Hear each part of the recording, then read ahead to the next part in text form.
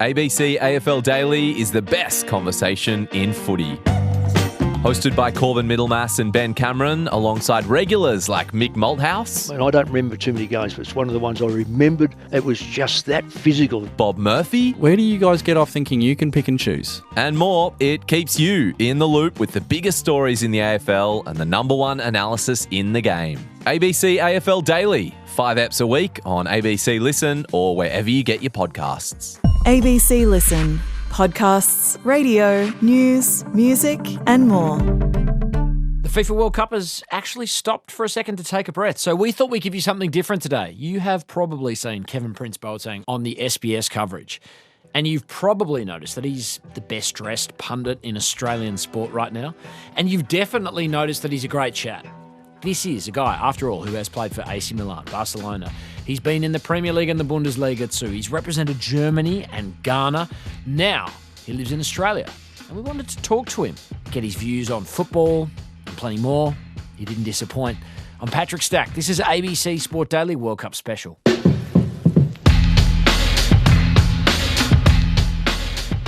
The SBS World Cup coverage has had that much love in the last month. I dare say they're almost getting tired of the amount of affection coming their way. And a big part of that is this man, Kevin Prince Boateng, a guy who once played at the highest levels across the world, who's played in a World Cup for Ghana. So good to talk a little bit of football with him today. Kevin, welcome. Thank you so much. Thank you for inviting me and thank you for having me. It's been such a welcome surprise to see you on the SBS coverage during the World Cup, and I think many people would be surprised to learn you live in Australia. How long have you been here, and what brought you down under? It's almost been 3 years now. The first time I came to Australia was 2023 for the Women's World Cup. I was invited by the FIFA. Fell in love with my wife, fell in love with this country, with the people here. I found God, so I was like, this is my sacred, my holy land. I'm never going to leave again. Well, it's been fantastic having you here. As I understand it, you're coaching here. How are you finding the community here, the sense of football culture? It's, I imagine, very, very different to places where you've spent the bulk of your life. It's very different. It's still, I think there's a big margin of improvement because there is the quality. We just have to go and find it. We have to go and find it. I always say we because I feel home here already. We have to dig into the grassroots to find the real talent and to make Australia a nation what is going to be longer on the map than just every 4 years at the World Cup. But I can see there's a lot of love for the sport, especially now in the moment when the World Cup is on and how the Socceroos were followed by the fans. So we need to build on that. You're still a relatively young man. I just wonder, are you still playing here, even at a social level? Sometimes I kick the ball with some friends, but no, not really. I'd rather play paddle. Okay. It's been, as I say, great watching you and the entire SBS team on TV. But I've heard a rumour you don't actually watch that much TV. Is it true that you only got a television because your father-in-law wanted to watch this World Cup tournament? So there's two reasons. We don't normally have a TV at home. We don't really watch TV. If I watch sports, I only watch highlights of basketball because my favorite sport. My mom came over for the birth of my son, so I bought a television for her because she mostly falls asleep with the television. And then I thought, you know what, let's keep this television because my father-in-law can watch the World Cup and he wanted to watch some games with me. So he gets the expertise straight from me, not in the studio. But then, the SBS came around and now I'm not even at home watching the games on my television. It's been just the most incredible tournament. I think you've probably spent a large portion of it very much sleep deprived. I've really enjoyed the continued rise of the African nations. To see 9 out of 10 into the knockout stages was something else. Why do you think we're seeing the continent of Africa just going from strength to strength to strength? Because the quality and the talent of African players is undeniable. The physics, the strength, and now we're bringing in foreign coaches who bring in a different aspect of the tactical way of playing. But we can see that they're all coming into the tournament. A lot of African nations qualified, but then there's a moment where we stopped. And this is the moment where the Africans have to wake up and say, hey, we need another step in the right directions. We need to bring the flair and the game and the passion we have over 90 minutes, over 120 minutes, because it's not enough on these. If you come to the semis or quarterfinals, it's not enough anymore to play only 60 minutes good. So we just saw it with Egypt. They played an unbelievable game to a certain point, and then they just drift off. And this is what the Africans is the next step in the next direction, where then finally we maybe can see an African team winning the World Cup. I'm intrigued to see how you would, I guess, mark the African experience at this World Cup in particular. We're down to, as you say, 8 teams remaining the quarterfinal stage. Morocco is the ones carrying the flag right now, or carrying, I guess, the mantle for Africa. Do you feel as though they've, reached a sort of pass mark? They've overachieved, they're underachieved as a sort of group. What do you think? And we underachieved. As African continent, we underachieved, because if you have eight countries who qualify and we have only one team now who's still in the tournament, that's not enough. So this is what I mean. We have to take an example like Morocco, because Morocco is playing a great football over 90 minutes, over 120 minutes. They're very difficult to beat because they're playing as a unit. And I spoke about that in the show as well. It's about the team spirit. You have to build a team spirit, and then not only talking about, it's like a family. No, become like a family. Because the hardest thing in the national team is building that team spirit, because you only meet every 2 months. And you meet a month before going into the World Cup. But that's the tricky part. And that's where you have to elevate the next step, that the African teams go much further in the tournaments. There is so much baked into that clash between Morocco and France. It's absolutely mouth-watering and mind-blowing to see them playing at a World Cup. And I just feel like the storylines are so intense. How are you seeing that matchup? And can you see Morocco causing an enormous upset there? Yes. And it's not even a surprise. It's not going to be a shock. It's not going to be a big upset if Morocco maybe beats France. Of course, we see in France on every position there's a world-class player, but we see in the Moroccan team they have some superstars, but the biggest superstar is their team. The biggest superstar is how they play together and how they fight for each other. And there's not a lot of teams where we have that great team spirit in this tournament as we see in Morocco. So they can beat France. They can move on. I see Morocco even going all the way. They could go to the final. It's just important that they do it over the whole 90 minutes and that the team spirit stays up. What's so interesting, I think, about football, almost more so than any other sport in the world, is the way that the participants often straddle multiple cultures, multiple nations. You're someone who's represented Germany, but you ultimately also decided to represent Ghana at a Football World Cup. And it's kind of a similar storyline in some ways to Christian Volpato and what we saw with the Socceroos. Can you just talk to me about how you made that decision, how difficult it is to sort of straddle those two worlds, or maybe it's a supremely positive experience? No, for me it was very positive, because I took the best of both sides. I was intelligent enough to pick the right moments and the right sides. Like, punctuality is very important to me. Organization is very important to me. That's my German side. But on the field, I would have maybe a little bit too much temper and too much flair and fire of the Ghanaians. But I try to mix it in the best way. And I see the same in Volpato. He has the athleticism, the strength of an Australian, but the football intelligence comes from the European side. And you can see with the changes that have come on, Volpato's desperate and wants to impress and wanting the ball, being brave with the ball. And we look better when we do that.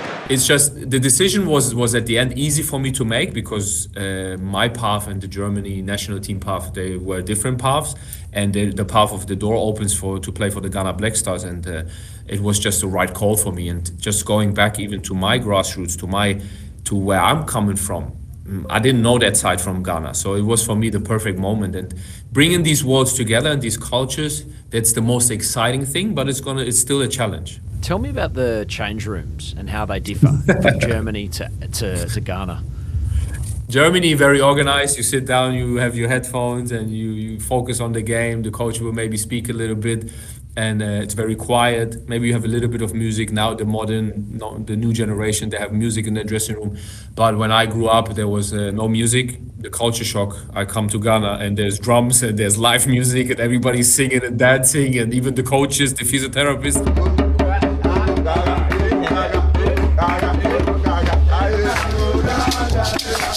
Everybody's dancing and praising God and singing and doing all of this stuff. So it was for me even to understand the different culture, because I was very serious. I was always in a tunnel, focusing on the game.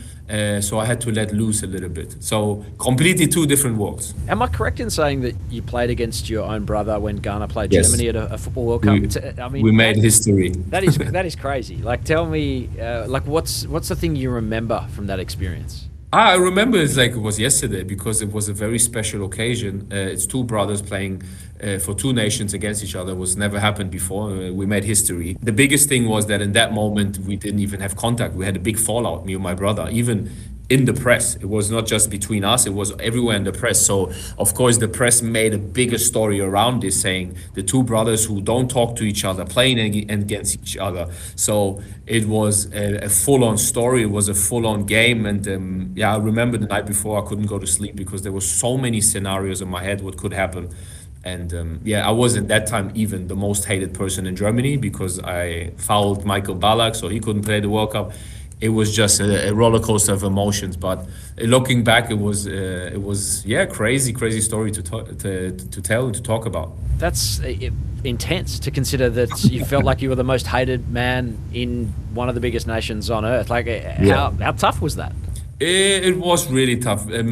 Leading up to the World Cup, I was even thinking about retiring because it was heavy. You know how easy it is today to use social media and say things and hurt people, or you say hurtful things. So it was not an easy situation for me. But what doesn't kill you makes you stronger. And I came back. I played a great World Cup, and then out of that situation, kind of my career started moving because then I went to Milan, and yeah, my career started to bloom, I would say. You're someone, as you say, who has played in Italy, England, Germany. You know, like you've got a rare global understanding, I would say, of football. And when you look at this tournament, which is, you know, the World Cup, it's as global as it gets. It's been a tournament for the stars. I just wonder how you feel the world order is shifting from an individual, biggest names in the world right now from what we're seeing, because it's kind of fascinating to see people like Messi coming to the end, Haaland stamping his foot on things, Mbappe obviously doing incredible things as well. Like, how are you seeing that pecking order? It's a new generation coming in. It's very clear to see. It's never been this clear like this World Cup. Like Modric, Ronaldo, Neymar, these are the world-class stars, the old wine. They're coming to an end. It's done. The international career is done. The normal club football time will be over soon, and the new guys are stepping in. Names of Haaland, Mbappe, they're coming in and they're taking over. They're taking the spaces, and they will break all the records. These guys will come out and break the records because Haaland and Mbappe, they're already on these tracks of breaking these records. But it's just normal. I'm just happy and glad that we have no gap in between. That there's not a 5-year gap, that we are waiting for new phenomenal players to come through. Messi's going to stop soon. He's still in the tournament. We know it's his last tournament. So the next World Cup will be the big stage for Haaland, Mbappe, Vinicius Jr., and there's going to come new players, Achraf Hakimi, and there's going to come new superstars. So I'm just glad that football doesn't have a gap and we don't have to wait.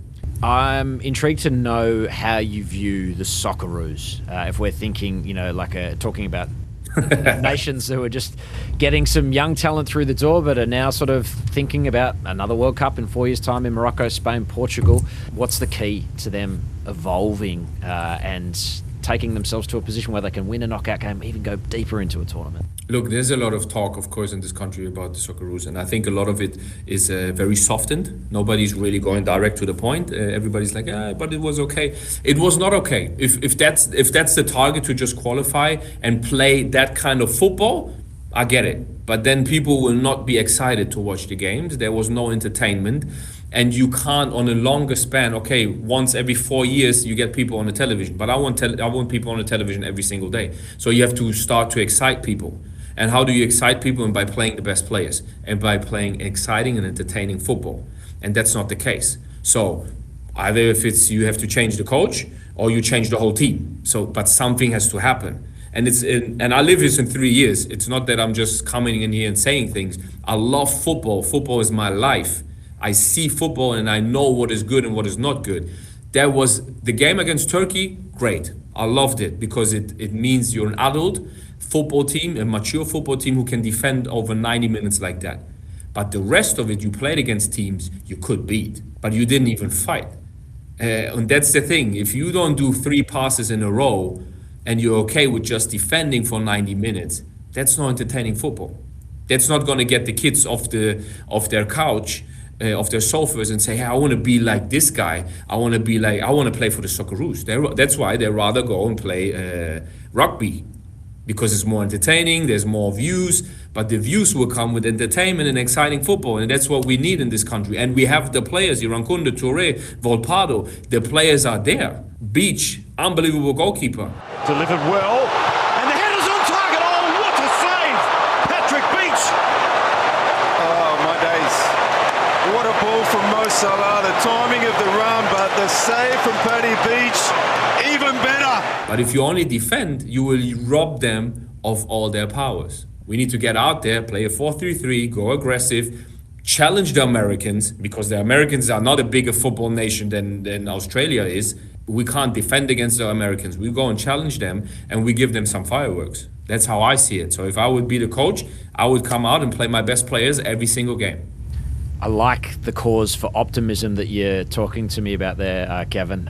Let's just finally hit the remainder of this tournament. I think it's fair to say France, head and shoulders, probably above everyone else right now. Who would you see as the team most likely that can knock them off?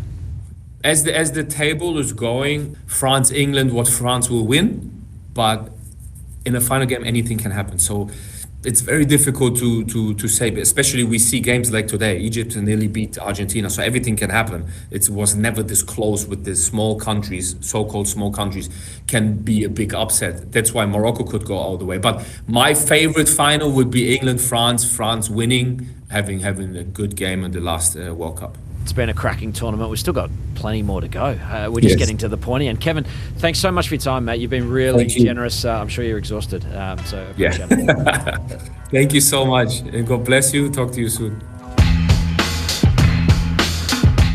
Thanks to Kevin Prince Boateng for that. We will be back after the France-Morocco quarter-final Friday morning. It's heating up. I'm Patrick Stack. This was ABC Sport Daily, World Cup special produced by Poppy Penny. Thanks to SBS and the Black Stars of Ghana for the extra audio used in this episode.